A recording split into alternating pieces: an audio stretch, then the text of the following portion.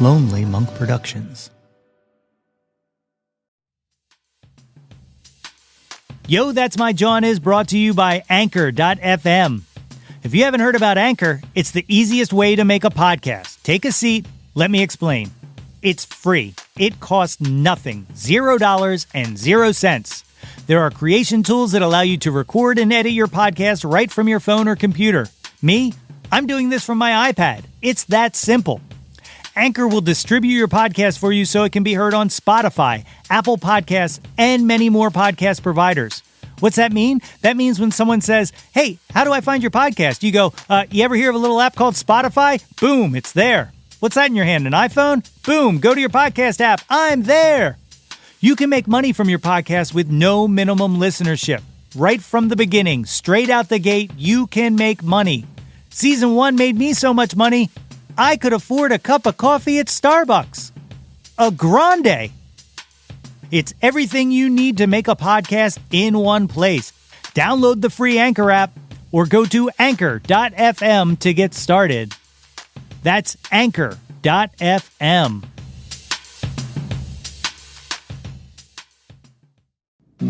I don't know if y'all have heard Here It Is Christmas Time by Kevin Bacon in the old 97s, but yo! That's my Jawn! That's my Jawn!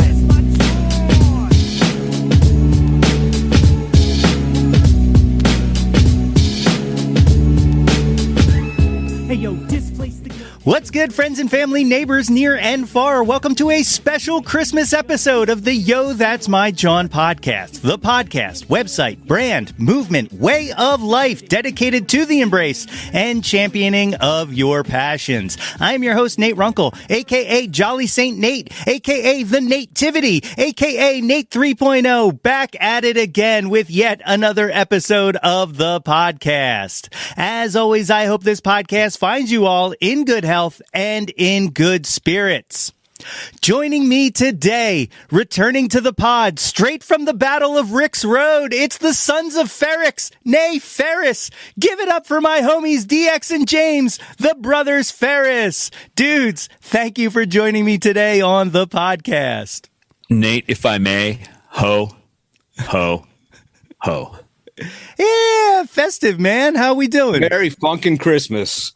I love it. I love it. You know, I came up with this idea just for the listeners of putting together a Christmas episode of us talking about our favorite Christmas music. And there was nobody else I would reach out to than the two premier Christmas music playlist creators that I know, James and DX. So thank you for joining me, guys. We are Christmas music people. I think there are two kinds of people in this world. You got Christmas music people and you got non-Christmas music people. And just to give you an idea of the depths of which Christmas music is in our blood as Ferris's, Dave might know this story, but if in case you don't recall it, apparently when I was a real little kid, like maybe 4, maybe 3 years old, me and my dad were sitting around listening to Here Comes Santa Claus, and apparently I just start crying, and our dad looks over at us and goes, hey, what's wrong? Why are you crying? I'm like, the song says he knows if you've been bad or good, and I've been bad all year. Well, you should have behaved better. That's awesome. Yeah. The power of music. I don't remember how it worked out, but you know, our dad, not a sentimental guy, certainly had a romantic streak though, and he liked Christmas. So if Christmas even got through to him, it means something. Yeah, you know, I had a small stretch, and I can pinpoint exactly what it was. I worked in retail where I didn't want to hear another Christmas song for the rest of my life. But I think what it did was make me appreciate really good Christmas music. You know, like it was that I realized it wasn't that I didn't like Christmas music. It was that I didn't like mall Christmas music. And that will definitely show its face here. Though, you know, I'm even coming around on those now because, like, I was putting this list together, and originally I was trying to come up with really like kind of obscure favorites of mine and stuff like that. And then at some point I was just like, you know what? No, dig in, eat your turkey and your stuffing, and just you take what everybody likes. Though, of course, according to the You top do 10 Christmas of iTunes. your way. That's exactly right. As you said, there's a lot of shitty Christmas music out there, and we're going to talk about some of it today. We absolutely Well, are. again, to break it down, two kinds of Christmas music: the good stuff and the bad stuff. Well, what do you? What are some things you guys like in the good stuff? Like, what grabs you? I know Dave has his lists, but so let me go first, just to keep it brief. I have been accused of making some very morose Christmas mixes. But that's what I go for. I feel like the best Christmas music has a certain sense of nostalgia to it. I feel like it's, maybe, I don't know if downbeat is the right word, but that's the kind of Christmas music I like. I'm not saying I don't like upbeat Christmas music, but the nostalgic kind of downbeat stuff is the stuff I really gravitate to. And most of my mixes reflect that. Yeah, definitely. Dave? Yeah, I've also been accused of making Christmas mixes that make people cry.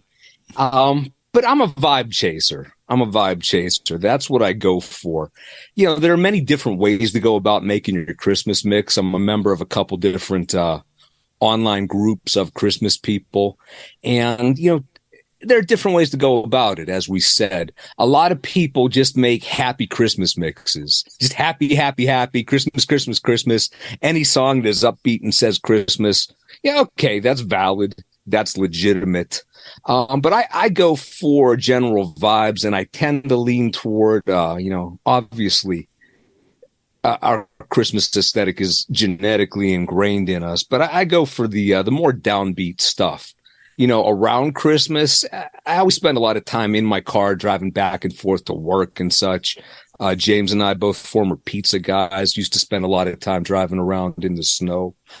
So I think that makes sense to me for how I experience Christmas. I spend some time alone, removed from everybody, thinking about things, just enjoying the vibe. And I'm not a rocking around the Christmas tree kind of guy. I like thrash metal. I can handle that. There's a little bit of overlap between metal and Christmas, but I like chasing the vibes.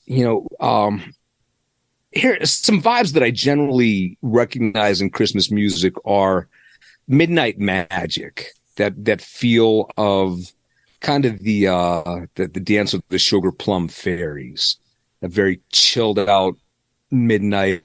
Something is going to happen that is unusual. There's rocking around the Christmas tree. Snow is falling. The kind of Christmas mellow jazz vibe. That's one way to look at it. Country Christmas, not something I'm into, but it's a thing. The church vibe. That's one vibe. I don't do that. Not about the Jesus Christmas so much. And then there's this kind of overlap. What do you have against Jesus? I went to, as we'll talk about when we list the favorite Christmas material, I went to Catholic school for approximately 9.25 years. And the only part I enjoyed about it was one Christmas song. It's awesome. I go for the general vibe of Christmas, however you interpret that. It doesn't have to be overtly Christmas, but what does Christmas feel like to you? Can you make a mix that replicates that? And not a lot of people can. If you are one of the people out there that makes your own Christmas mix and sends it to your friends, you have a superpower, my friend. Yeah, and maybe this goes without saying to us, but for the listeners out there, there's a lot of people out there whose entire knowledge of Christmas music is mall Christmas music. And I think we tend to go a little bit deeper, a little bit different direction than what you would hear in the bank, in the 2 weeks leading up to Christmas. Yeah, it's definitely true. For me, like the things that I look for specifically, it's three things, and you guys touched on all of them really, which is nostalgia is big to me, like and not just sounding nostalgic, but also like sense memories. So like I'll hear the song and I'm like, oh, this is what it was like sitting at Aunt Connie's Christmas Eve, something like that. Melancholy. I am all about melancholy Christmas songs, and specifically.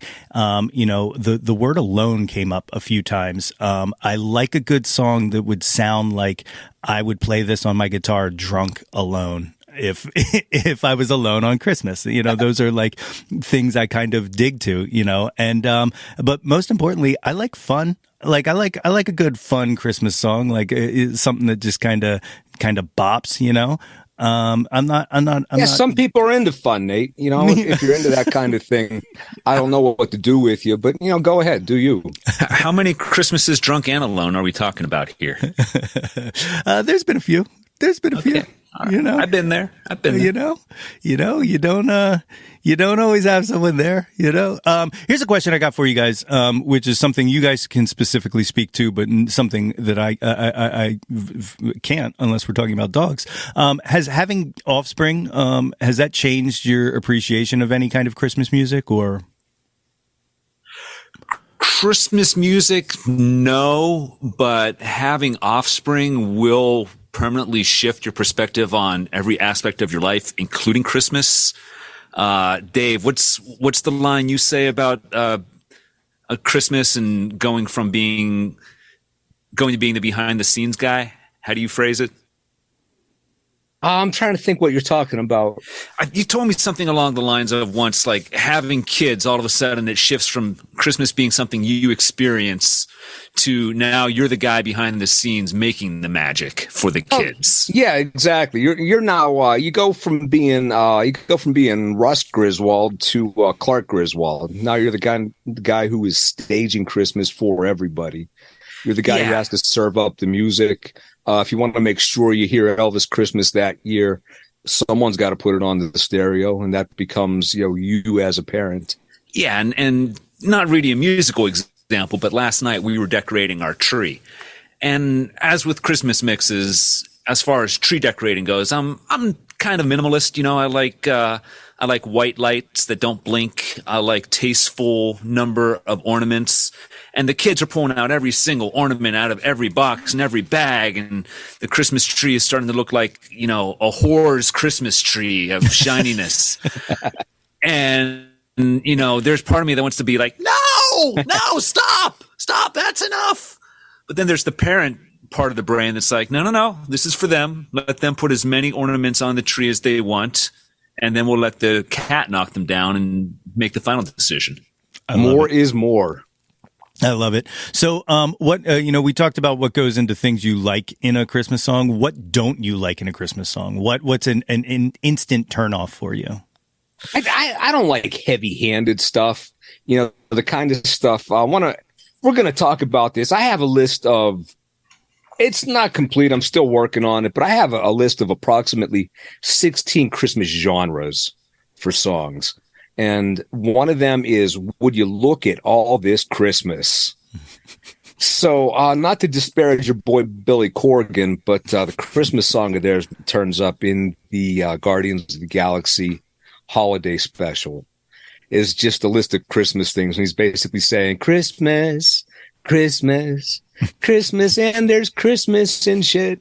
And over there is more Christmas over there, and there's Christmas stuff, and there's going to be snow and Christmas.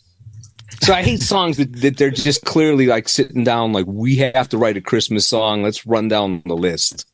Yeah. James, how about you? I mean, to quote Supreme Court Justice Stewart when speaking about pornography, I don't know what it is, but I know it when I see it. Mm-hmm. And I don't know if I could point to like any particular element of Christmas music as a whole and say, this is what I don't like.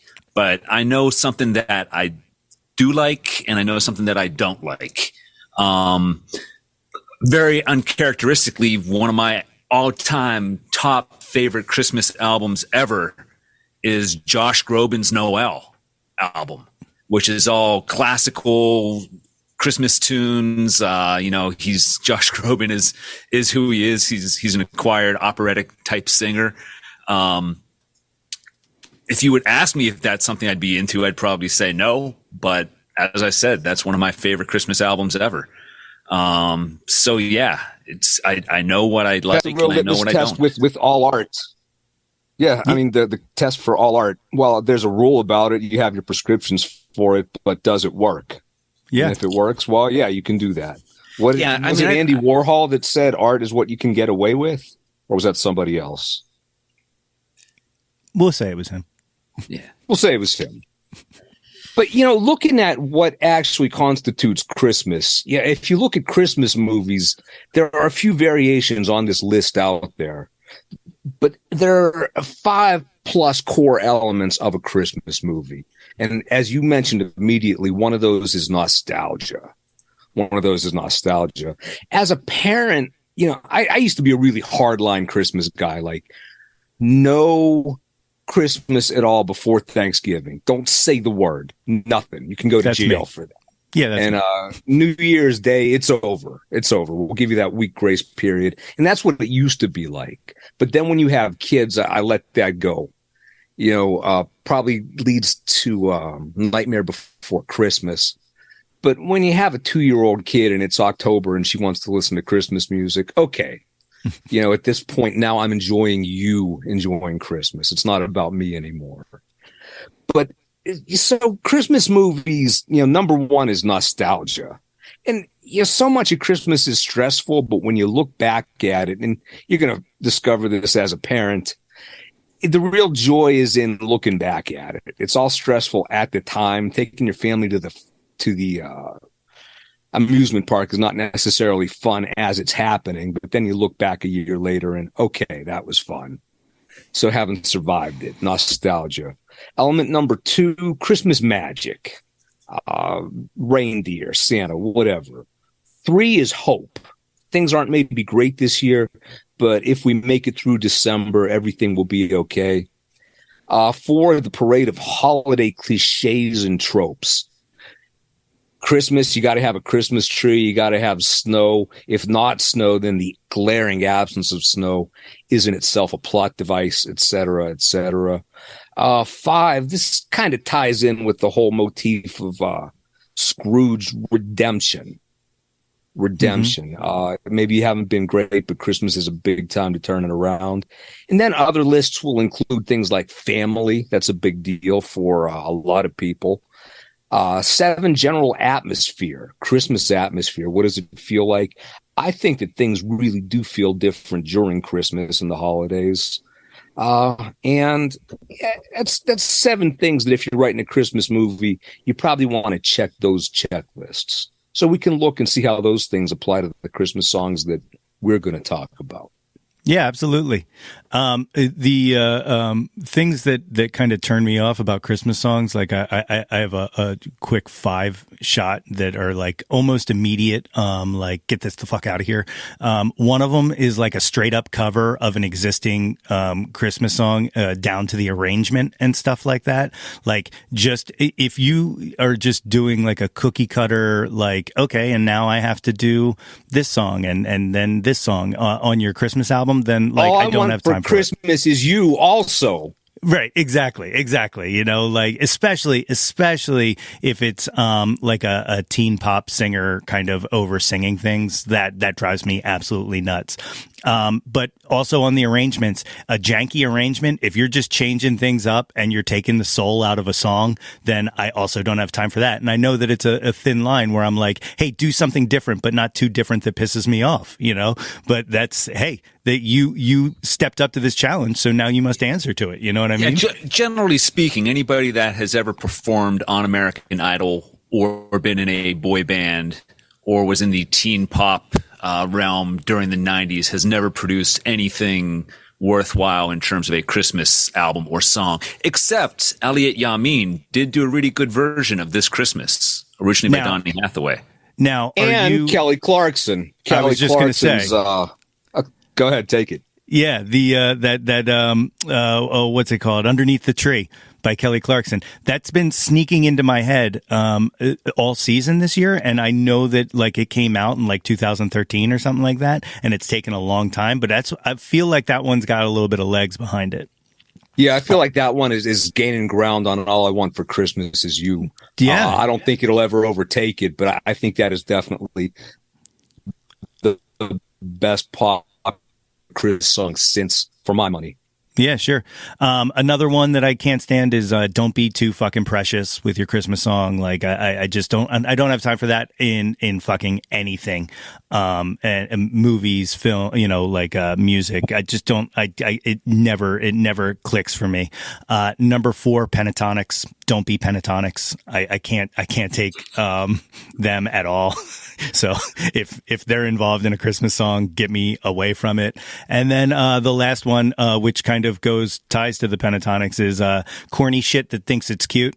I have no patience for that. And that I also call the Jimmy Fallon category, which is just like that snowball fight song that he did, fills me with rage. He did one last year with Ariana Grande and Megan Thee Stallion about wearing a mask and stuff like that. I'm like, just the fucking step back. Yeah, if we start going through my list of grievances with Jimmy Fallon, we'll be here all day. So cool. Well, his name's going to come up. His name's going to come up in this next section because I wanted to use that as a segue. What's your least favorite Christmas song? I'll tackle that. My least favorite Christmas song is Blue Christmas. Oh, I cannot stand any version of that song, whether it's the Elvis Presley version or the Elmer Fudd version. It just rankles me. The melody, the delivery. I don't know. Maybe there's something specific about Elvis's voice, and that like. It strikes me as one of those tunes that, doesn't have any real sentiments or any of the elements we've been discussing in it. It sounds like a tune that somebody was like, all right, I'm gonna sit down and write a Christmas song and we'll send it over to Tom Parker and he'll get the kid to record it. So yeah, least favorite Christmas song, Blue Christmas. Let me ask you this, James. Have you heard the Donnie Irish version? I have not. Well, there you go. How does it always come back to Donnie Iris with you? Donnie Iris. My least favorite one is the Little Drummer Boy. And number 1, it's a stupid song. Number 2, it's a bad song. Number 3, it's annoying. Number 4, fuck that song. But it's a basically incorrect, flawed premise. I don't buy it. The Little Drummer Boy, like Mary has just given birth to Jesus out in the animal pens. She doesn't want to hear some little asshole drumming, and it's another great example of an unreliable narrator. It's from the point of view of the Little Drummer Boy. Imagine that, like you and your fiance, future wife, you just had a kid, you just had birth out in the back somewhere in the shed, and there's some little asshole drumming. Like, lay it off, kid. Like, let the little baby Jesus sleep. And as I said, unreliable narrator. It's all the Little Drummer Boy saying, yeah. They were into it. They were into it, man. They dug it. Even they told me. Look over. I looked at like the sheep, the donkeys. They were nodding their head too. They were into it, man. What about the David Bowie, Bing Crosby version? Well, David Bowie and Bing Crosby can do whatever the fuck they want. And they also brought some original content to it. But generally, if I were there, if I were involved with it, that song would have been over real quick. Yeah. I absent the Bowie. But I do like that version, James. You're right. Yeah. But you're right, because it does start like, it almost sounds like he's copping pleas right from the start, because he's like, come, they told me, okay? They told me to come. I'm sorry I brought my drum, but they said they wanted this. I mean, going not to cut you off, Nate, but just to touch upon what Dave said, I can see that a lot of times a song I may not give a shit about is dependent on the arrangement. Mm-hmm. So he doesn't like Little Drummer Boy, but David Bowie, Bing Crosby, all right, yeah. Well, I do like that version. I'm saying the guy in the song, clearly an asshole. Self-obsessed artist has to take the birth of Jesus and make it about him. Like, yeah, a savior was born, and I was there, man. Mm-hmm. I was laying it down for Jesus. Mm-hmm. It's not about you, bro. Reason for the season. My least favorite song, and before I reveal it was a toss up, but this one kind of necked it out, because like I really don't like The Most Wonderful Time of the Year by Andy Williams, specifically that version, because like I said, it sounds like The Mall to me. Like that is the quintessential mall Christmas song to me. And also it's not always the most wonderful time, asshole. You know, some people are struggling. But anyway, like it's like he's slapping you in the face. What if it's a blue Christmas? Yeah, exactly. Listen to Elvis. He's telling you. Hey, but no. so kind of a non sequitur here. Maybe this isn't the right place for it, but it just popped into my mind. So I used to have my own little business converting vinyl to CD back in the day before everybody had their USB turntable. And the number one album I would see all year was this traditional German Christmas album called Christmas on the Rhine. And I would get it from maybe 10 to 15 different people every November and December. And it got to the point where when somebody sent me a real nice, pristine, clean version, somebody would send me the album and I just burn a copy of that pristine version I already had on my hard drive and send it out. Although I did discover there were actually two different versions of that album, but I had copies of both of them that sounded really good. People would send those to me. I'd be like, which version is this? Version B? Okay. Burn out, right out the door. What were some of the joints on that? It's all instrumental. It's traditional Christmas songs. I'd have to look it up to tell you exactly what they were. I forget if there was anything specifically German, but you'd recognize some of the joints on it. But yeah, look it up. Christmas on the Rhine. I gotta check that out. No, you mentioned instrumental. I don't know if this really holds water, but it's part of my operating theory here. My Christmas genre number 13 of 16 is instrumental, which I know inherently doesn't make sense, but I have it there anyway. Yeah, no, I dig a good instrumental. I mean, like one of my favorite Christmas, top 2 Christmas album of all time to me is the Charlie Brown Christmas album, and mostly the instrumental tracks are what sends me on that. But my least favorite Christmas song of all time is Wonderful Christmas Time by Paul fucking McCartney. Fuck that song. And mostly because, sonically, there's something in the delay that, I say is lazy, but, it doesn't match the tempo of the song, and it sonically, like, affects me. Like, I hear it, and it like repulses me. Like, it actually repulses me. To the point, this is how bad it is. I prefer the Jimmy Fallon a cappella version, which actually made me like revisit the song and go, oh, it's not the song that I don't like. It's just that recording. But I just learned last night that Paul McCartney makes $400,000 a year on that song alone, which made me hate it even more. So there we go. That is my least favorite Christmas song. And I'd be remiss to not mention the Monkees did a cover of it as well. So, I'll backing up just a little bit to assert my credibility as a fan of Christmas music. I once wrecked a car because I was in such a frantic frenzy trying to get Do They Know It's Christmas off the radio. And in retrospect, maybe worth it. Worth it. So when I say I'm serious about Christmas music and talking about like the visceral, urgent need to get it away, I understand that. Yeah. Funnily enough, I also wrecked a car before Christmas once, except I was listening to Public Enemy at the time. Which album? I forget which album. It's the one that has Can't Do Nothing For You, Man.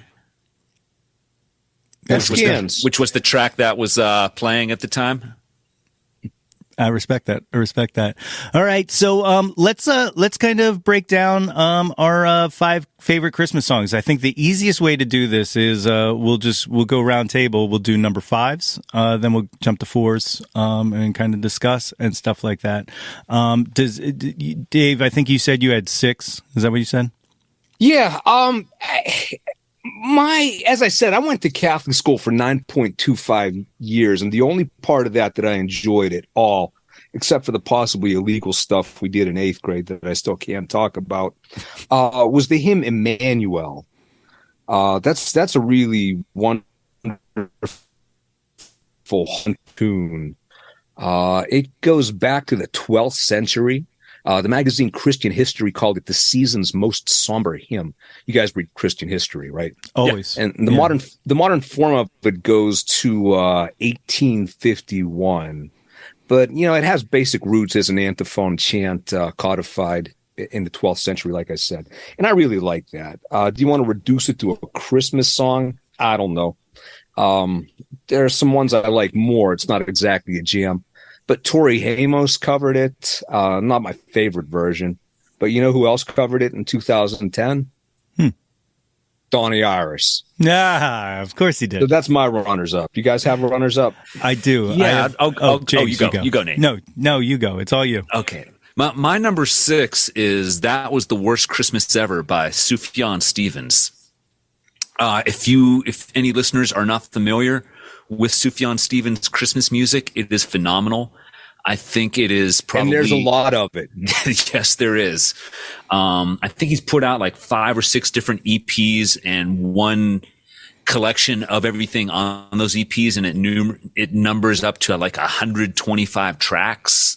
Not all of them are 4 to 5 minute songs. Some of them are just brief instrumentals, but there's definitely a lot of them.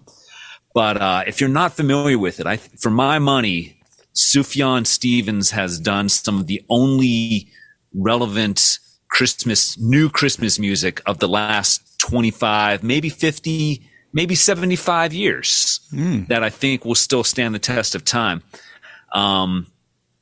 Sufjan Stevens' Christmas also holds a special place in my heart because the night before we discovered that our first kid was going to be born, we were at a Sufjan Stevens Christmas music concert in Cleveland at the Beachland Ballroom.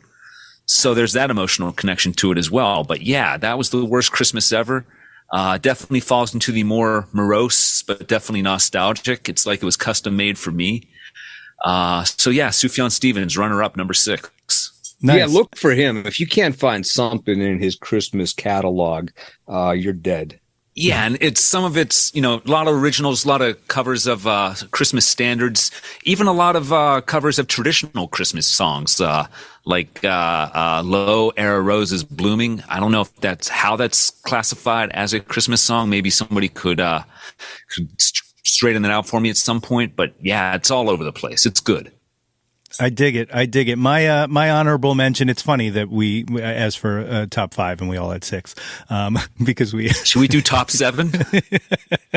But my honorable mention isn't actually a song technically, but is Santa Claus and His Old Lady by Cheech and Chong, 1971, produced by Lou Adler. It is Christmas to me. Like Christmas doesn't exist or start until I listen to that. And they just had a record store day release of the single, and every single store I went to, it was out of. So I'm gonna have to pay an exorbitant amount of money to get that release. But it is. Starts off with a little shout out to Pittsburgh. It's nice.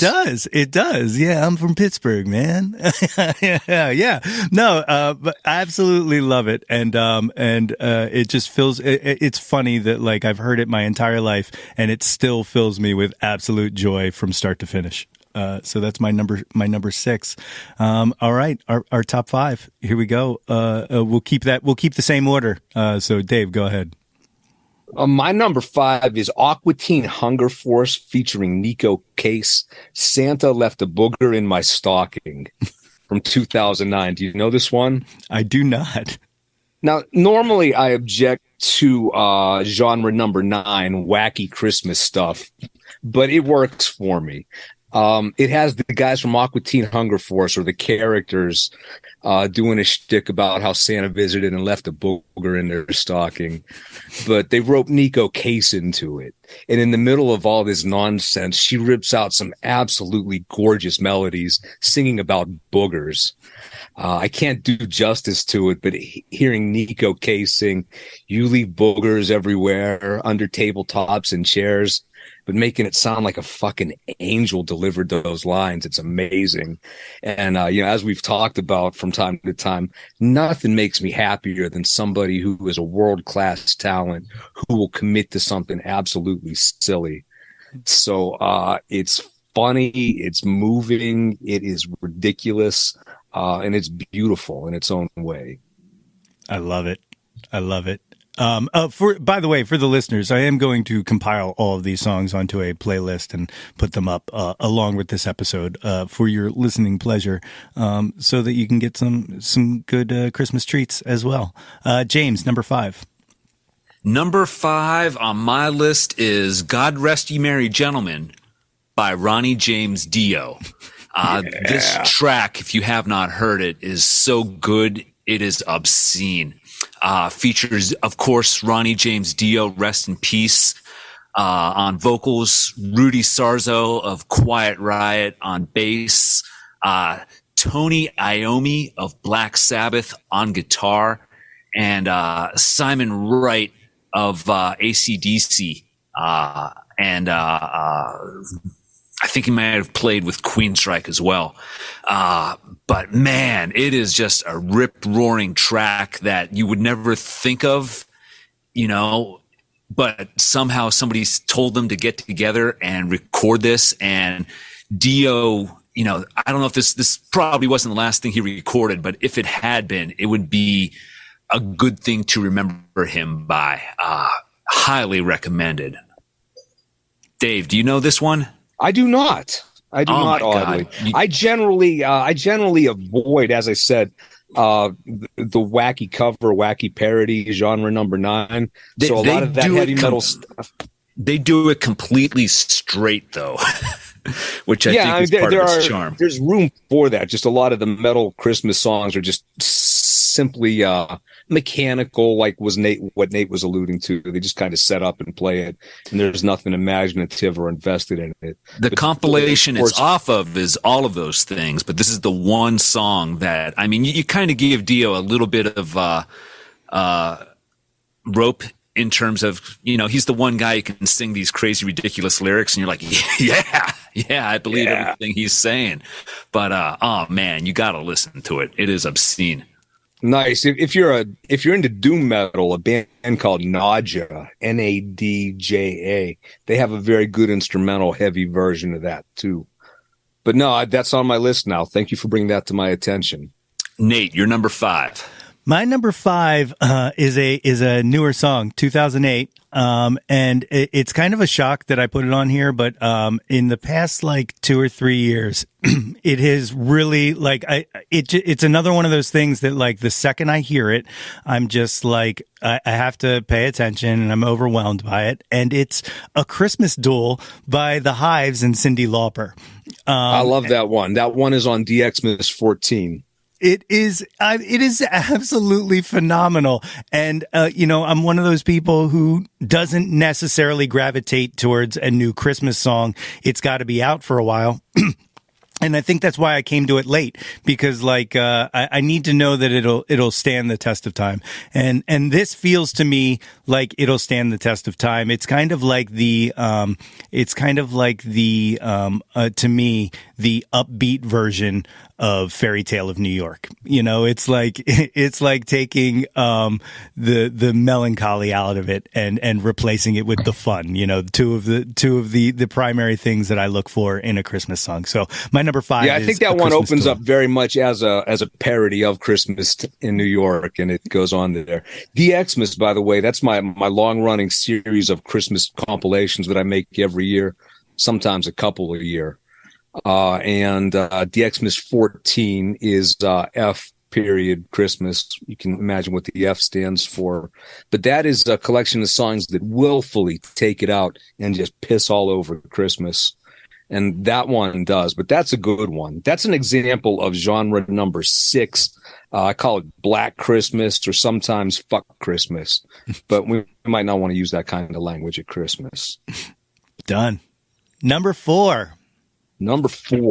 For me, it is, we can agree we don't like covers just done for the sake of doing covers, but something about this one really takes a song and reinvests it with an energy and a sonic quality that the original never had. I love Big Bad Voodoo Daddy's 2004 cover of Mr. Heat Miser. One of my favorite songs, period. It has an absolute heft to it. It gives the original some bass that was never there in the first place. It exists since 1973, 74 from the special A Year Without Santa Claus. And it's just, I love it. It's fun. It makes me happy. I love it. I love it. You know, adding that weight on a cover that's pretty much straight up, even though that's something I said I'm not really into, is Buster Poindexter's Is That You, Santa Claus? Kind of the same thing, like, yes. You know, which is pretty much just straight up, but for some reason, it just hits. It hits, you know, so like, yeah, you know, just because I set those rules doesn't mean that they need to be followed, right? Yeah, it makes it sound modern without trying to make it sound modern. Exactly. Not playing it too fast with electric guitars, and just gives it what it needs. How come Jon Favreau has never put Big Bad Voodoo Daddy in a Marvel movie or a Star Wars series on Disney Plus? What's that guy's problem? I feel like after James Gunn put old 97s in the Guardian special, it was like he dropped a punk card, and now Favreau has no excuse. That's right. That's right. So my number 4, I never discovered this song until last year, but it is Let It Snow, Let It Snow, Let It Snow by Dean Martin. It comes in at only a minute 58 seconds, but it is a minute 58 seconds of just pure Christmas joy. It is led by this 6-note glockenspiel riff. I don't know if you can apply the term riff to a glockenspiel, but it is hypnotic. It just goes on throughout the song. There is no fat on this bone, man. He goes in there, he does the song, minute 58, bam, you're done, leaves you wanting more. It is fantastic. All Dean Martin Christmas stuff, really good. Yes, 100%. All right, so my number 4 is a Christmas staple, and immediately just sonically makes me think of Christmas. It's Sleigh Ride by the Ronettes, from A Christmas Gift for You by Phil Spector, 1963. Comes out same day Kennedy's assassinated, flops. I did not know that. Yeah. Flops. And then, fast forward is one of the premier Christmas albums of all time. The thing I like about it is, first of all, I love the song Sleigh Ride as a former band geek. Because it was just always fun because there's so many different cool sounds in it. But I feel like we get a very early sleigh bell in here, which becomes a staple of Christmas music. Plus that kind of wall of sound approach that has been aped by so many people after that album came out. Specifically, and this is why this is at its position where it is because it also birthed Christmas at Ground Zero by Weird Al, his Christmas album or a Christmas song from 1986, produced by Rick Derringer. So it's my way of backdoor putting 2 songs in number 4. So there you go. Is that the original version? Of the song itself, or yes. No, it is not. Okay. And that is Christmas genre number 15. Anything with sleigh bells or a reference to Christmas in it is automatically a Christmas song. So I Want to Be Your Dog, sleigh bells in there. It's in there. Well, here, that's one of the questions I was going to throw out to the group. What are your favorite non-Christmas Christmas songs? Songs that are not specifically Christmas songs, but you associate with Christmas. And what is your supporting argument? Funny you should mention that. Christmas genre number 14 is atmospheric instrumentals that are unrelated to Christmas, but still work. This is an overlap with the Midnight Magic kind of feels. So my examples of those are DJ Shadow's Midnight in a Perfect World. Just feels like Christmas Midnight Eve. If you don't know that song, it's the one song that This American Life uses to set the mood for everything. So if you listen to This American Life, whether you know it or not, you know that song. Do you guys know that one? Do not know that one. I don't. It's a good one. But when you make the This American Life reference, then I probably do know it. Yeah. Mark Mothersbaugh, Snowflakes from the Rushmore soundtrack. Snow. There might be some sleigh bells in there. That works. from the soundtrack, the score to the first Terminator movie, Conversation by a Window. It's the very slow, romantic version of the Terminator theme that doesn't kick in until about halfway through. That works as Christmas music. And even some traditional jazz like Stan Getz' Winter Moon. That to me feels very Christmassy. Yeah, I would say a lot of the work that Vince Guaraldi did, and just by proxy because of how much the Charlie Brown Christmas album is a holiday staple of mine. Pretty much all of his music sounds like Christmas music to me, just because of that. That is sound logic. I agree. Yeah. My top 3 favorite Christmas, non-Christmas tracks, and I'll keep this brief. Venus Stopped the Train by Wilco or Jay Bennett, depending on which version you're going with.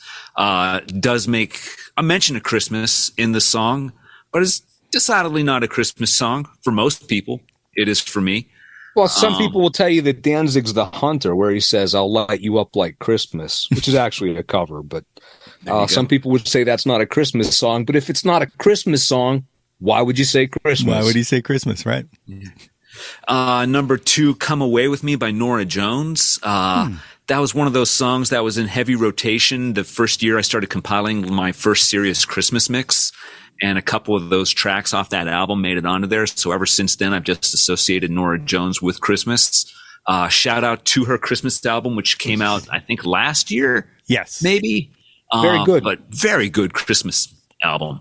And number 3, a song called Jesus Christ by Big Star, which is, it's all about the birth of Jesus Christ. So you could argue it is a Christmas song, but it's not structured as such, I guess I would say. Yeah, it's on my Christmas those are my playlist. top 3.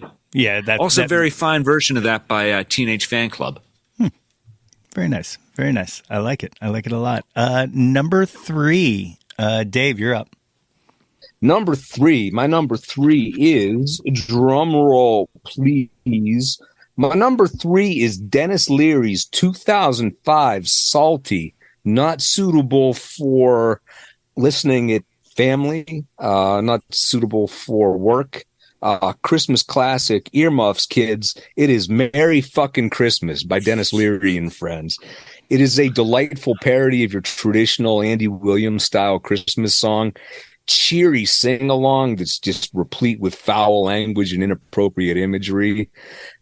Streets Are Twinkling with Frozen Pea is probably the least objectionable about it. But if you have room in your heart to think that hookers and that kind of thing are funny, it's a delightful sing-along. It's so fun. And it violates Christmas, but it also captures the joy of Christmas. So it works on numerous levels. Dennis Leary, Merry Fucking Christmas. Another good song along those lines is The Season's Upon Us by Dropkick Murphys. Yes. I put that on during Christmas tree decorating last night and took it off very quickly.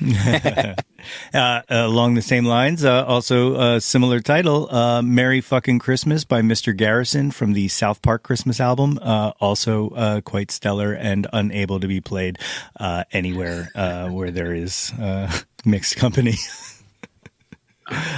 So my number 3, if you examine my DNA and use some high-tech shit to prepare a Christmas song made specifically for me, it would be Christmas in the Trenches by John McCutcheon. Quiet, somber, acoustic track, all about the Christmas truce that took place during the first year of World War I between all of the combatants on the battlefields. So just to give you some backstory on this, for a long time, nobody was sure if it had actually happened or if it was just a story. But the first Christmas during World War I, on Christmas Eve, the combatants all stopped shooting at each other for a period of up to a week in some places, went over the top of the trenches and just wished each other a Merry Christmas and played soccer, football for our European listeners, exchanged gifts, exchanged addresses, and it was documented. People wrote about it in their diaries. It really happened. And one of those, it's just one of those Christmas stories that, really gets me every time. And I think about that. And that's just one of those things that I really associate with Christmas in general. And I hear that song every year, and man, it just hits me something fierce. Human spirit. So how about Paul McCartney's song "Pipes of Peace"? Also about the same incident. Not as good. It's the human spirit. Very weird, because that story always fascinated me. And there's something similar that happened during the Revolutionary War, actually minutes from my house, shortly after or during the Battle of Germantown, October 6th, 1777. General Howe had a dog. Okay. And it got out and somehow crossed over the lines into the American side. And we captured his dog, and a bunch of the soldiers wanted to kill the dog and send it back and stuff like that. And George Washington wouldn't allow it. Had Alexander Hamilton sign a letter, sent it to Hal, and they had a ceasefire so that Washington could return Hal's dog to him. Which is just absolutely hilarious to me. It's like, okay, let's not kill anybody here. Let's get this man his dog back. Compare that to George Washington attacking the fucking Hessians on Christmas morning, 1776 in New Jersey.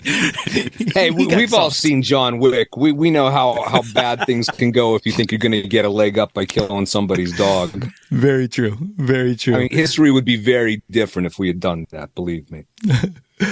My number 3, corny as it may be, is actually a live recording, and it's Bruce Springsteen and the E Street Band, Santa Claus is Coming to Town. It's another one of those things that just fills me with absolute joy every time it comes on. Recorded CW Post College in Brookville, New York by Jimmy Iovine and Tom Panuzio. And I just found this out that it actually wasn't released until 1982, and it was released as part of a Sesame Street compilation entitled In Harmony 2. Really? Yeah. And when did they record it? 75. Wow. Yeah. So, I'm not sure if it was getting radio play or anything around there prior to it being, but the actual first release was 82 on that Sesame Street comp, which also has the Doobie Brothers and stuff like that and all. And I'm like, damn, I got to track down this compilation. It sounds pretty cool. But I love that track. And it was a staple growing up on WMMR in town, and when I talk about nostalgia, that one just kind of puts me in the back seat of the car on my way to my aunt's house for Christmas dinner every time I hear it. So that's my number 3. Yeah, even being a couple years older than you, I don't know a world without that song. Right? It's always been there, and it's so successful on so many levels. I mean, it's a good Bruce song. It's a good Christmas song. It captures the spirit. You could argue for covers in general being their own Christmas thing. Yeah. The and I will point out it's not out yet. It will be out by Christmas. I think it comes out right before Christmas, but 3 of the offensive linemen of the Philadelphia Eagles, Jason Kelsey, Jordan Mailata, and Lane Johnson have recorded a Christmas album produced by Charlie Hall of War on Drugs, and they do a phenomenal Santa Claus is Coming to Town that actually brings in a bunch of the players talking about what they want for Christmas in the intro, and it's absolutely stellar. So be on the lookouts for that. I would be I would be kicked out of Philadelphia if I didn't mention it. So. Dave, number 2 on your list. Number 2. This is, last time I checked, it was not widely commercially available, but you can get it for free on the internet, is the 2015 cover by the Drive-By Truckers of I Believe in Father Christmas. In 2015, they covered this song originally by Greg Lake of Emerson, Lake and Palmer, the classic prog rock group, who released that song in 1975. And they do it as a not much slower, but a slower, chill version. unplugged. Just has a nice drone in the background.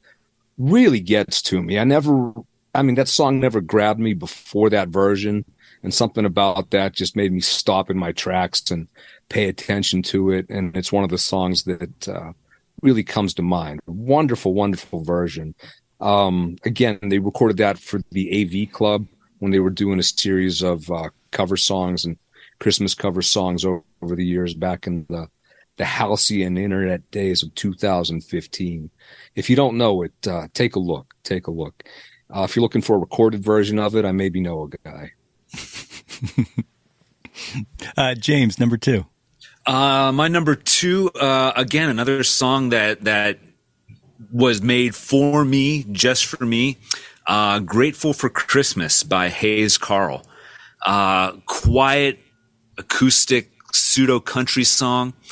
Starts off with him talking about Christmas as a kid, when it's him and his parents and aunts and uncles and cousins, and then he goes through different Christmases throughout the years, and finally by the end of the song, it's just him and his mom, and they're the only ones left. His wife is gone, everybody else has died, and he's still singing about how he's grateful to spend Christmas with his mom. I love it. And it hits all my buttons, man. It hits the nostalgia vibe. It hits being sad. It hits Christmas. And oddly enough, I saw Hayes Carll play in Maryland maybe 10 years ago. And I was late getting to the show. And as I walked in, they just started playing that song for me. Nice. So that's beautiful. And as a side note, you just reminded me, apologies to Paul McCartney. You are not the worst Christmas song ever. I forgot about fucking Christmas shoes. Fuck that song. I fucking hate that song. Yeah. That was number 2 on my list, actually. I mean, what are we going to say about that Patton Oswalt didn't already? Exactly.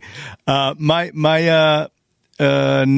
number 2, is that where we're at? Number 2. Number 2. Yeah. Is number 2. Is Donny Hathaway's 1970 This Christmas. It is sonically the most perfect representation of Christmas with your family to me. It is absolutely stellar. Better than the Elliot Yamin version? Yes, better than the Elliot Yamin version. As a matter of fact, that was what I was just going to say is people should really just stop trying to cover it because never works. It never works at all. It's kind of like my old Thou Shalt Not Cover the Beatles playlist that was shortly followed up by But If You Do, This Is How You Should Do It playlist. But yeah, I want to say you should never try to cover This Christmas, but maybe prove me wrong. Maybe it's just nobody's done it right. But absolutely stellar. And it plays right into the nostalgia for me.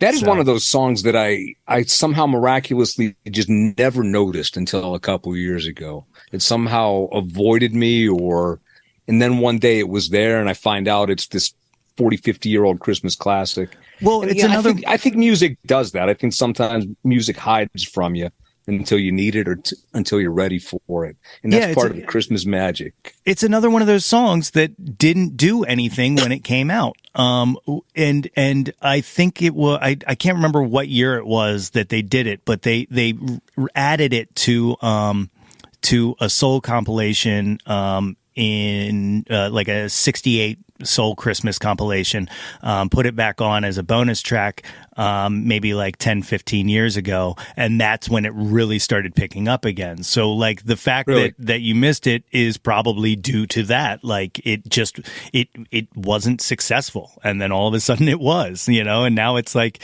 like I said, it's my number 2, like it's up there. I think that's something that only recently started to get traction in white markets too. That probably also 100% true. In fact, I've decided I'm going to add a Christmas genre here. I'm going to make nostalgia its own thing. So we're up to 8. Okay. Yeah. No, it's definitely true. So before we go on number 1, another left field question. What is your favorite non-Christmas Christmas movie, Nate? Probably. So this is hyper specific, and there's nothing Christmas about it. Well, maybe there is, because I seem to remember this being on your list of Christmas movie things. Is Empire Strikes Back makes me think of Christmas, and it's because I had exactly the snow. I had a very long running tradition that I kind of fell off on, which was I would always wrap presents on Christmas Eve to Empire Strikes Back playing in the background. So that's probably my favorite. But now if you're talking like kind of in the Die Hard sense of non-Christmas, no. Okay. I'm not going to disinclude that if that's what you want to say, but no, but I was going to say probably like Kiss Kiss Bang Bang, which also Shane Black. So yeah, I feel like people who do the whole like Die Hard is a Christmas movie thing that's like the least common denominator of creativity. Yeah, exactly. It's like the Scooby-Doo joke from the 80s, like, oh, ever wonder what was in Scooby snacks? Well, it's funny you should mention that, though, because even if you do include that and you say, oh, Die Hard's a Christmas movie, well, then it's not even the best, because then Gremlins is the best Christmas movie.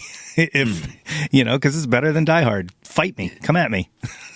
Wait, are we saying that some people think Gremlins is not a Christmas movie? Yeah, there's people that don't allow it. I won't name any people believe names. all kinds of crazy stuff. Dave, what about you? For me, In Bruges, I got to get you a copy of that. It's set at Christmas. It has a lot of Christmas vibe to it, but none of the traditional Christmassy stuff. It's not even less than Die Hard. There are none of the Christmas tropes, certainly not about nostalgia, but it summons the Christmas vibe like you would not believe. And you'll see that's from the director of Banshees of Inisherin, Seven Psychopaths. You know his work. Yeah. For me, it's Royal Tenenbaums. I mean, you could. There's obviously the Tannenbaum, but there's nothing really in the movie to tie it to Christmas, I don't think. But it's Vince Guaraldi Christmas jazz in the background. You're right, in the ice cream shop scene. Yes. But there's just something to the vibe of the movie, that I dig on. It's everybody's wearing heavy clothing. It's set during winter, apparently. Everybody's kind of sad and morose, which is totally my vibe for Christmas. There's the ice cream shop scene where they're playing the Vince Guaraldi tune in the background. And there's something about, they're all coming together as a family, in this big old house for one last time. And Royal Tenenbaums. I dig it. I definitely dig it. Yeah, you got the nostalgia, you got hope, you got the redemption in there, you got family atmosphere. I mean, that's a clear majority. Checks the boxes. Good All answer. right, our number ones. I'm really interested in this, and also I kind of became a sellout on mine. But Dave, go ahead.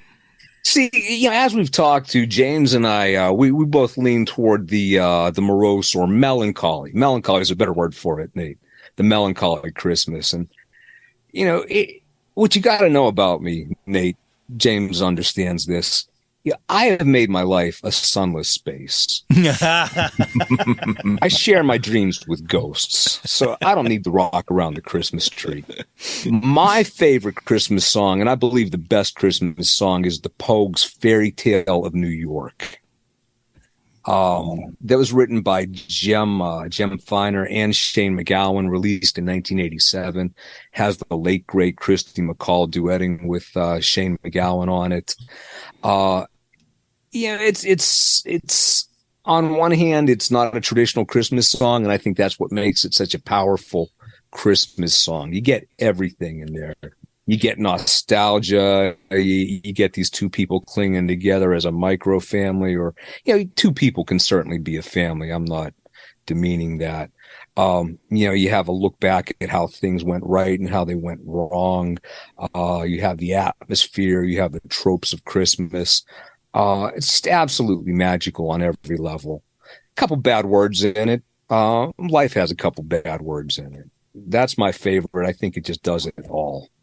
Yeah, I love that track. It is absolutely beautiful and melancholy, and then even picks up, and then brings it right back down. It does. It ranges you through the emotions and paints such a beautiful, beautiful picture.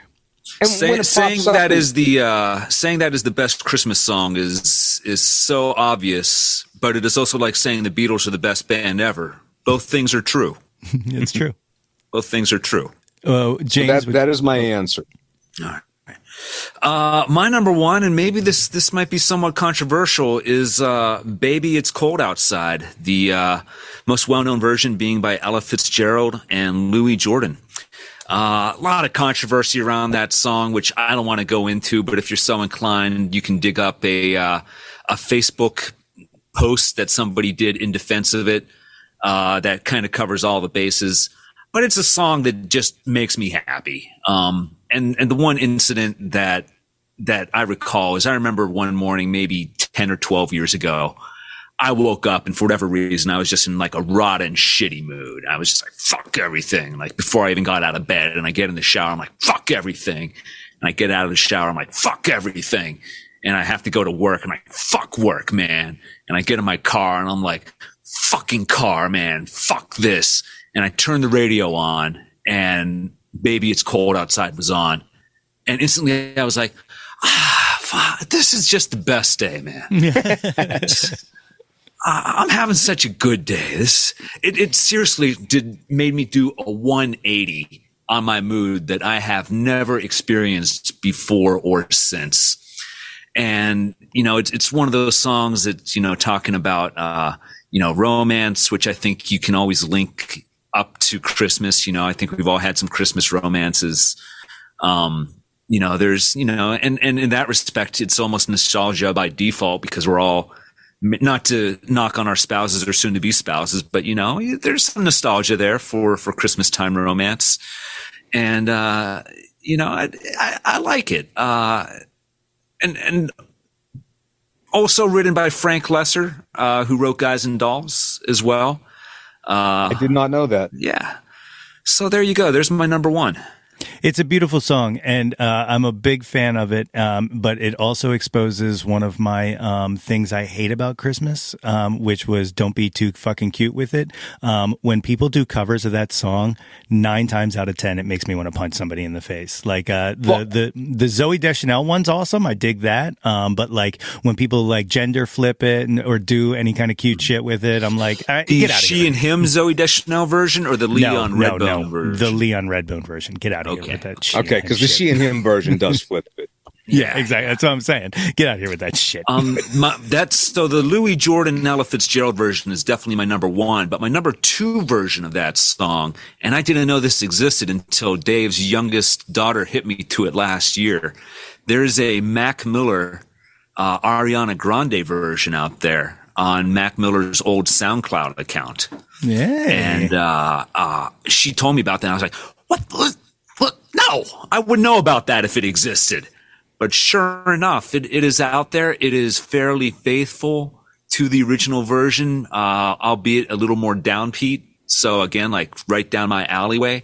At the time, I was going through like a big Mac Miller phase as well. So it was kind of like, you like Mac Miller? Here's Mac Miller doing your favorite Christmas song ever, kid. So it was just one of those magical things. So shout out to Dave's youngest kid. She's a cool kid. That's awesome. That is here's a version of it. If you're uncomfortable with the sexual dynamics of it, there's a wonderful version from I think 2011 by Donald Faison and Zach Braff of Scrubs fame. That is hilarious and irreverent, and that's enjoyable with no kind of questionable aspects to it. I don't think. Kind of feels like it's leaning towards my Fallon thing there, but I'll give it a listen. It's good. Nate, I'll set you up. Nate, you're number one. What All is right. it? This is why I said I'm a goddamn sellout, because I literally told you guys in the text chain that I didn't want to talk about All I Want for Christmas Is You by Mariah Carey, but fuck you. It's my number one. And it's I'm sorry. I can't help it. It's okay. You're allowed. It's unbelievable, especially because same thing. What's the best Nirvana song, Nate? Smells Like Teen Spirit. No, it's about a girl. Actually, it might be Slither. Don't ask me my Nirvana thoughts. You know I'm going to get something you may not know suspect about heart-shaped boxes. but it comes out in 94. This is one of those things that's weird to me, is that like it came out a year before we were at IUP, right? And I remember my freshman year, this guy, Mike Gazda, who lived down the hall from me in the dorm, playing this on repeat in his room in like September of 95, and just going like, oh my God, turn this the fuck off. And little did I know that, you know, all these years later, it would become like the biggest thing ever. But it feels like it has been with us forever, and I know that it hasn't. Like, I know it's considered a contemporary song, though, you know, 30 some years is not too contemporary, but or almost 30 years. But absolutely phenomenal. Guy who produced it, well, co-produced it with Mariah Carey, Walter Afanasieff, or I don't even know how to pronounce his last name, also produced My Heart Will Go On. So like this guy, give him a call if you need a song to be produced. Mariah makes, get this, $2.5 million a year on this song alone. Okay, 2.5. You think that pissed his Paul McCartney off? It fucking better. 400,000. Get out of here with that chump change, you broke bitch. You know what I mean? Like, that also seems low, but I certainly believe it. And then one other factoid that I will add here, which is absolutely great, is in the wiki, quoted discussing this song is your friend Annie Zaleski. One of the best. She's great. But no, I had always assumed that Mariah Carey did not write the song, or at least had co-writers in it, because that's how a lot of popular artists do. But yeah, Mariah Carey wrote it. Like it's her song. Yeah, like there was not a Phil Spector that came up with that for her.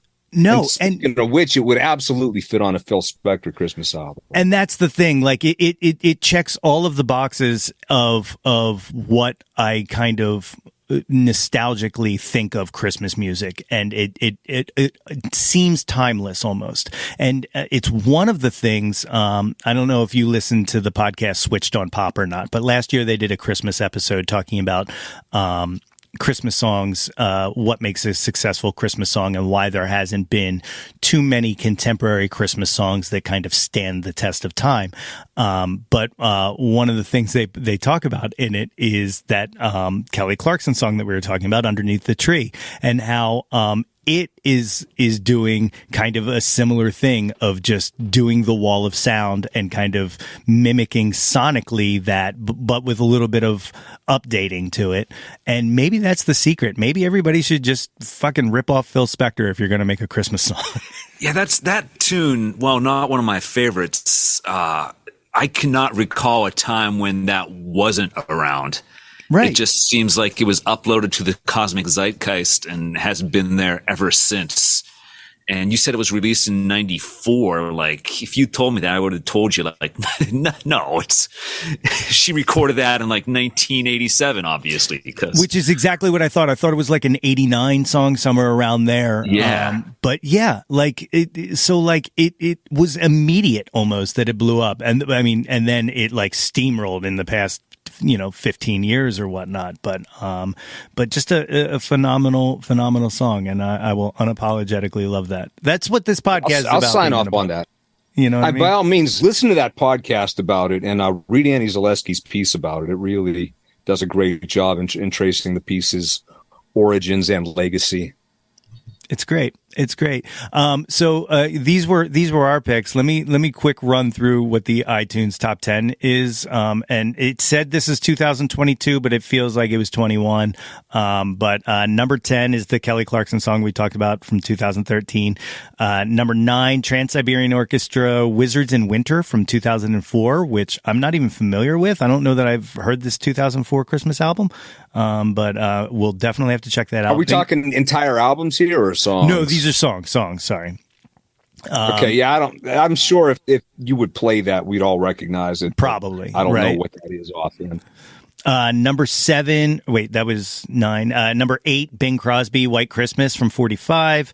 Number 7, Justin Bieber, Mistletoe from 2011, which is a garbage track, but whatever. We're going to keep playing that, I guess. Number 6 is your boy Josh Groban with Believe from the Polar Express soundtrack. Then the aforementioned Ariana Grande for Santa Tell Me from 2013.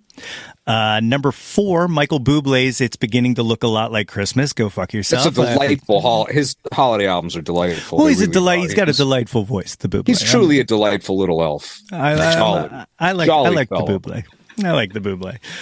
That's from 2011. Number 3, Trans-Siberian Orchestra with Christmas Sarajevo from 96. Number 2, Brenda Lee, Rockin' Around the Christmas Tree. Back to your genre notes.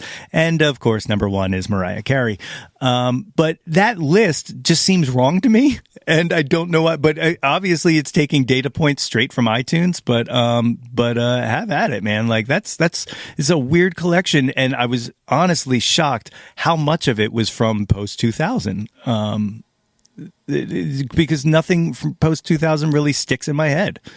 Yeah, I mean, Christmas content has gone supernova. I mean, back in, I remember 2000, certainly 1999, I was in Starbucks and they had a Christmas compilation for sale. And I thought, whoa, they got a Christmas CD. You don't see these every year. I'll check that out. And even in 2004, 2007, 2008, when Entertainment Weekly would run lists of Christmas songs every year. It was like, wow, they got new Christmas songs. And you could kind of keep up in 2012. And now there's just so much stuff. There's no keeping up with it. And not only songs, but movies and everything.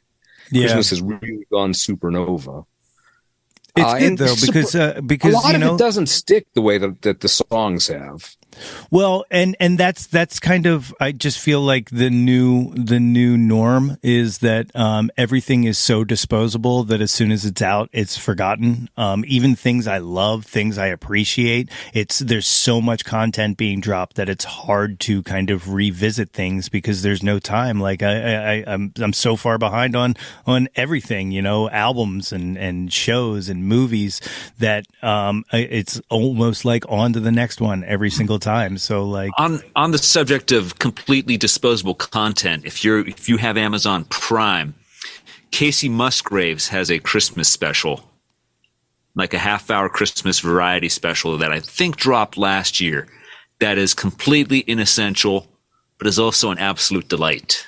I will have to check that out. That sounds phenomenal. I'm really excited to check out this Jimmy Fallon, notwithstanding this Dolly Parton special that she has coming out, because I feel like Dolly could make a new classic. I feel like she's Dolly, you can do better than that. Yeah, you can do better than Jimmy Fallon. Yeah, I was right here. You could have called me Dolly.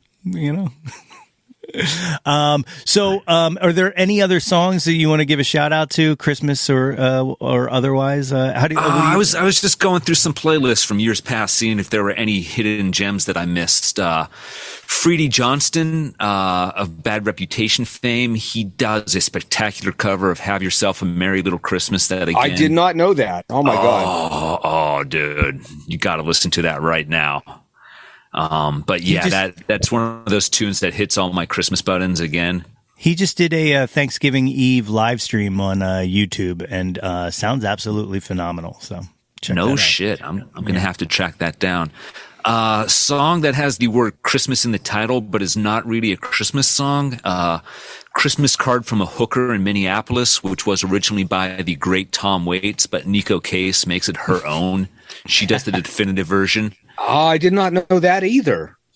And here's one of those tracks that everybody knows that Dave will get behind me on, that I think will bring a tear to anybody's eye. Same Old Lang Syne by Dan Fogelberg. Oh, yes. Oh, yes. I trigger warning, the Backstreet Boys just recorded a cover of it. No, they didn't. It's on their Christmas album that just dropped. No, they did not. Like last month. Yeah. You're making that up. That's Thanos snapping his fingers and making things happen. So yeah, there's 3 songs I'll throw out there. Dave, you got anyone? Man, I'll tell you. I'll tell you, I have all on one playlist here. I have almost every edition of all 28 DXmas's, and it's a list of 830 tracks, if not songs. I try not to overlap or reuse Christmas songs that much, so I'm flipping through the tracks here. There's so many. I think another instant classic from a couple years, or you got to excuse me, I'm in the parent time frame here. When I say a couple, I mean maybe a dozen. But from a few years back, an instant classic is Sia's. I always say her name wrong. Sia. Yeah, Sia. I think you're right. Yeah, Sia. Ho ho ho. As the kids say, absolute banger of a song. Just tremendous Christmas, irresistible. Slaps hard, goes hard. I like it. That's a great one. Something a little bit more obscure, a song by Little Jackie called Mrs. Claus, I believe. Let me get the exact attribution on that as I'm clicking through. It's a song about somebody that I think is a single mother. Regardless, she's an overworked, overscheduled mother who has 12 years to suddenly make the Christmas happen. You know, decorate the place, make the food, make it all good. Little Jackie, Mrs. Claus. Where is it? Here, while you're looking for that, I'm going to shout out Frightened Rabbit, Scottish rock band. Yes. Singer unfortunately committed suicide a couple years ago. But they have 3 or 4 just quality Christmas tracks. They do a song called Cheap Gold. And they do a fantastic cover of Walking in the Air, which is, I don't even know my favorites. I don't know who the original artist that covered it, but it's from the Snowman cartoon special from the 1970s. Howard Blake is the guy behind the musical force behind that song. Yeah. They do another song called It's Christmas So We'll Stop. Man, what a loss losing those guys were. They were like the last newish rock band of the past 10, 15 years that I just really got behind. And man, losing them is ugh. Yeah, all those songs, you talk about melancholy, all of those make me cry because you can hear so much anguish in that guy's voice. And in retrospect, none of that was affectation at all. Yeah. Yeah, I saw them shortly before he passed away. So you saw them? I did. Yeah, at the Electric Factory in Philadelphia. Well, now the Franklin Music Hall, whatever they want to call it. Still the Electric Factory. I saw them a couple times too. Maybe they just had off nights. Neither one was like a stellar performance, but never going to see him again. Yeah. Yeah, if you don't know those songs, treat yourself. They're heavy, but wonderful stuff. And that song was Mrs. Claus by Little Jackie. Wonderful stuff. Okay. Yeah, I so some of the ones that I'll shout out here, like a big one, and this goes into the fun thing, and some, you know, it's a line to toe, but Santa Claus is a Fat Bitch by ICP is an absolute favorite of mine, and always gets played. Another one we had talked about, Leon Redbone, Kitty Cat Christmas was my alarm clock for the longest time.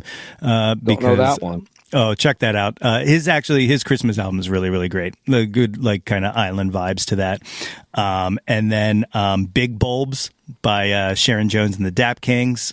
Absolutely phenomenal. And, this one, is maybe a little sus because it's a former guest of mine from the show, but, Pearl Charles and her boyfriend Michael Ralt do a cover of, Christmas Must Be Tonight by the band.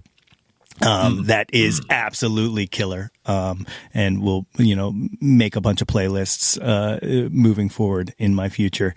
And then, you know, I can't listen to it anymore, because it doesn't really make sense, but, Can't Stop Christmas by Robbie Williams, his pandemic Christmas song that I sent you guys the other day. That was stuck in my head for, the entire 2020 Christmas season. So yeah. Those nice. Are some... Hey, let me, you know, speaking of people out your way, we talked about this one privately, Nate. Brittany Ann Tranbaugh. Yes. Her Christmas flannel song, the Christmas flannel song. If you need a brand newish Christmas, it's been around for a while, but if you need a newish Christmas song, nice, wonderful acoustic Christmas song, Brittany Ann Tranbaugh, the Christmas flannel song. Find awesome. It's good. It is so awesome. There's also another Philly artist, Shook Daniels, does a cover of Santa Baby that I think she dropped this year. That is also absolutely stellar. Check that out. Hey guys, it's Huey from the Fun Loving Criminals. How you doing? What's up, Huey? How you doing? Hey, I'm doing all right. Hey, Dave. I'm sorry we left out Christmas by the Side of the Road. We were going to That's get what to I was that, going to of course. say. Why haven't you talked about my Christmas song? Off the Huey and the New Yorkers album. I mean, come on. Christmas classic right there. You know, Huey, I'm sorry I missed those shows also. No, fuck those guys. They're not the fun-loving criminals. I'm the fun-loving criminals. Well, I had a good time at the shows there, Huey. I don't know what to tell you. Yeah, we're going to talk later. You and your brother both. So what do you got? What do you got on deck, Dave? You got anything coming out? Man, I don't have anything new coming out, but I do have a collection of my Christmas comic strips. So just go to Amazon and look for Suburban Metal Dad Compendium 2, Christmas Sevenfold. Collects 7 years of Christmas and holiday strips. It's basically Christmas Vacation with a lot of cursing and some magical realism. That's awesome. That is awesome. Definitely check that out, people. Guys, you got anything you want to say to these fine folks listening to this show before we take it off? Now, I know Dave's Christmas music compilation for 2022 has already been thrown out there. I don't even know if I'm going to do one this year. Traditionally, I kind of wait for the vibe to catch me and I go with it from there. Most years I do one. Some years I don't. Sometimes it's not finished until December 24th. But if I do drop that, I'll send that out to you and maybe you can send it to everybody. Yeah, I'll post links to that. Yeah, I'll send you a link to the Spotify version of mine. This year's is DXmas 28 in the bleak midwinter. And if you're a Netflix person, you should know what that means because it does mean that.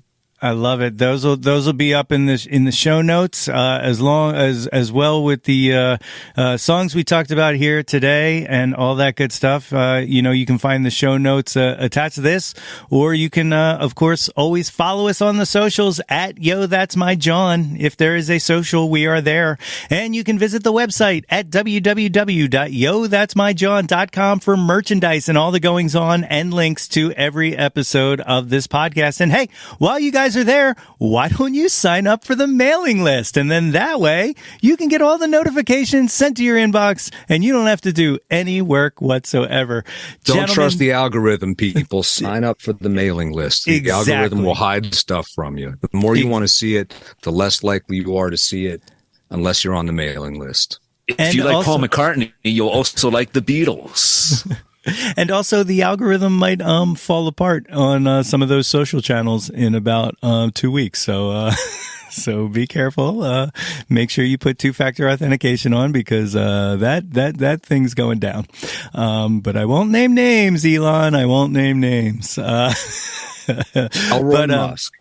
But guys, thank you so much for doing this. As always, I'm glad anytime we get to talk, and even more glad when we get to do it in front of people and make them listen to us. No, thank you for doing this. This is some shit right here, man. I love it. Thank you very much. It was a lot of fun. And James, again, for the record, James, best fucking brother in the history of anything. I'll spare you the details. You just have to take my word on it. If I am, I'm only a runner-up to you. That's an incorrect statement. But hey, thank you for having us, Nate. It's always a lot of fun. Yeah, looking forward to the 90s soundtrack podcast. It's going to happen. Episode. We'll have to schedule that, like maybe we've been next talking month about for the last year. Yeah, it's definitely going to happen. Jimmy Pop from the Bloodhound Gang. If you're out there, doors always open. We could be together. What the fuck is Jimmy Pop doing that he can't record a Christmas song? Hey, we got ideas. I'm going to quote that and send it to him. I'll send a clip of it. We'll make it happen. We'll will that into existence as the last three remaining USB BHG fans. Hey, Merry DXmas to everybody. Thank you for listening. Thank you for tolerating our bullshit. Have a great holiday. Enjoy.